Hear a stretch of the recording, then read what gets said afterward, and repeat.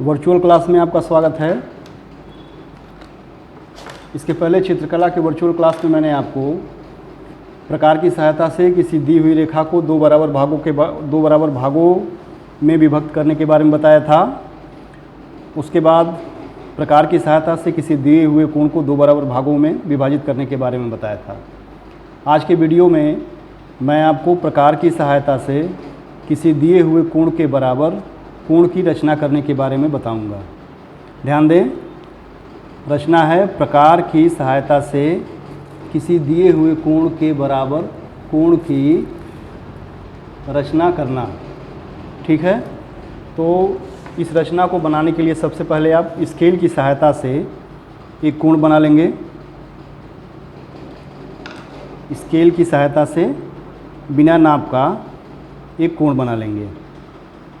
ये हमने स्केल की सहायता से बिना नाप का एक कोण बना लिया, ए, बी और सी। इसमें सी बिंदु पर कोण बना हुआ है। अब आपको प्रकार की सहायता से इस कोण के बराबर एक कोण की रचना करनी है। तो इसके लिए सबसे पहले आपको एक सीधी रेखा खींच लेनी होगी बिना नाप की। बिना नाप की हमने सीधी रेखा डी और ई खींच लिया। इसमें हम बिंदु डी पर कोण बनाएंगे। तो बिंदु डी पर कोण बनाने के लिए सबसे पहले आपको जो पहले का कोण आपका बना हुआ है ए बी सी, उसमें कोण बिंदु बी पर बना हुआ है। तो प्रकार में एक उचित दूरी 1.5 से 2 सेंटीमीटर की ले करके और प्रकार को बी पर रख करके ए बी और बी सी दोनों रेखाओं के बीच में एक चाप लगा लेंगे। प्रकार बी पर रखेंगे और ए बी और बी सी दोनों रेखाओं के बीच में एक चाप लगा लेंगे। अब प्रकार में दूरी को चेंज नहीं करना है, दूरी को बदलना नहीं है, और जिस बिंदु पर आपको कोण बनाना है उस बिंदु पर प्रकार को रखेंगे, यानी बिंदु डी पर हम प्रकार को रखेंगे, क्योंकि हमको बिंदु डी पर कोण को बनाना है। बिंदु डी पर प्रकार को रख करके जिस दूरी से हमने बी पर रख करके चाप लगाया है, ठीक उसी दूरी से आप डी पर भी प्रकार को रख करके और एक चाप लगा देंगे।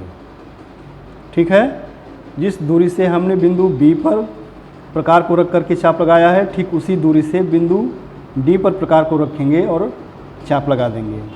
इसके बाद रेखा ए बी और बी सी के बीच में जो हमने चाप लगाया है पहले से, उस चाप की हम लंबाई ले लेंगे। लंबाई चाप की कैसे लेते हैं, देखिए ध्यान दीजिए। ए बी और बी सी जो हमने पहले से चाप लगाया था, इन दोनों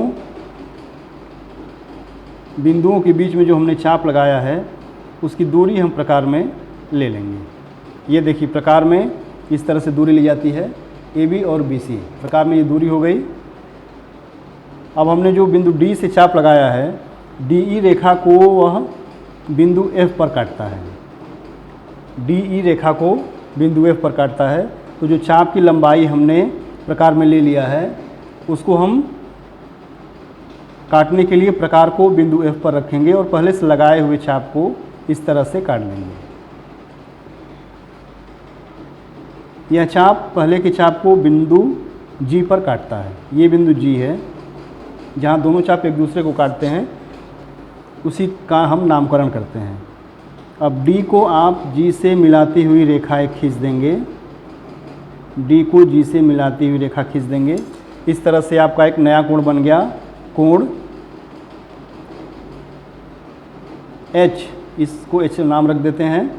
अब इस तरह से एक नया कोण बन गया एच डी ई।